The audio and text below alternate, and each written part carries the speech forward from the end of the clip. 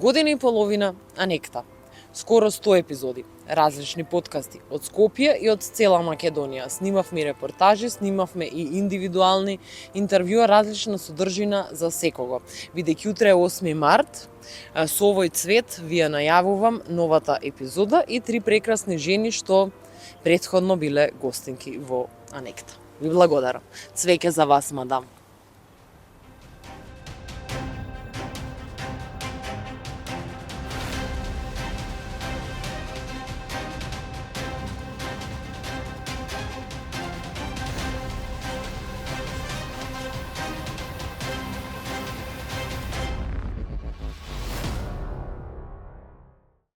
Требаше да ме снимате кога се симнував од автобус, но и вака е окей и уживам што сум овде. Ми е драго дека бев дел од Анекта и фала ти што ме покани да дадам изјава. А што се смени во оваа една година од кога последен пат правевме интервју? Што се смени? Прво, професорувам веќе скоро 7 месеци, значи предавам македонски јазик и литература во средно училиште. Правам нова сликовница. Остануваат сите оние крајпатни форички што ги зборував, се што работам, значи уредништво, нови песни, нови текстови. Обземено ми е секојдневието од многу работи и од пролетни моторчиња. Затоа што е нели почеток на март, многу работи се сменети, јас сум многу сменета, но уживам. Значи, а кај тебе лично покрај работава што се смени? Килажата не. Но надежта е уште присутна.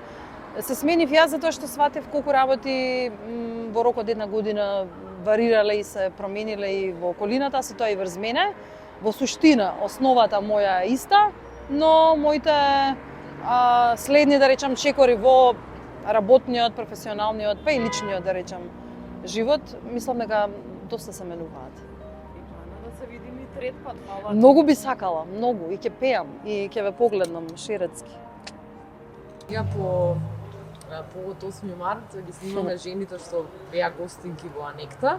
Минатиот пат зборувавме за предизвиците на млада актерка, за твоето образование, за тоа сама што го работиш во театар за тебе. Што во меѓувреме на тоа поле се смени? Па во меѓувреме се смени отвореноста на одредени институции спрема нас.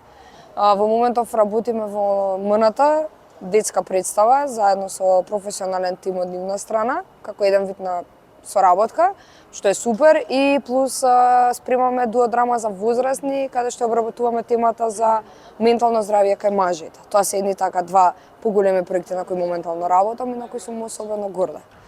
Сега паралелно со тоа, што се смени лично кај тебе на страна од работава и професијата?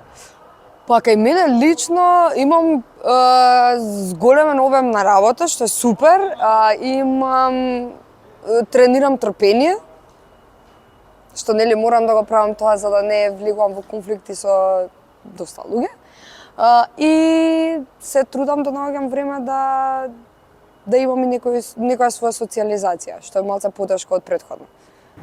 Што се променива на оваа година и половина на професионално поле? Знаеш, мислам дека многу убави работи се случија, многу убави соработки. Работата во култура е предизвик, особено следејќи економската ситуација овде. Меѓутоа најдов на некои поалтернативни простори кои многу ми значат и кои ми дадоа простор и да пишувам, да речеме како колумнистка за Трн, надворешна соработка со Илика што многу ми значеше, други мали кратки проекти, иницијативи што ги работевме со млади луѓе, и без разлика на таа идеја и на таа борба континуирано, особено за млади луѓе кои сакаат да се бават со култура овде, се чувствувам окей, чувствувам дека таа борба може треба да се води. А на лично поле што се смени лично за себе си? Година и половина, можеби не е многу, ама не е ни мал период. Па мене ми изгледа како многу важно, веројатно ги процесирав сите промени од кога се вратив и мислам дека станав многу поотворена, многу послободна и похрабра во заземањето на мојот простор. И чувствувањето на тоа што е мое, што сакам да правам и како се однесувам кон работите што ги правам, и мислам дека тоа е веројатно стабилизирање со една позиција кон сам себе, што многу ми беше важно.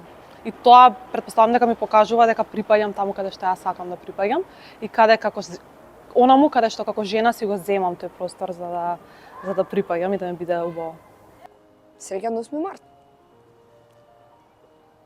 Среќен 8 март, храбар и борбен. Среќен 8 март бе женишта, поголеми плати. И секогаш со градите напред.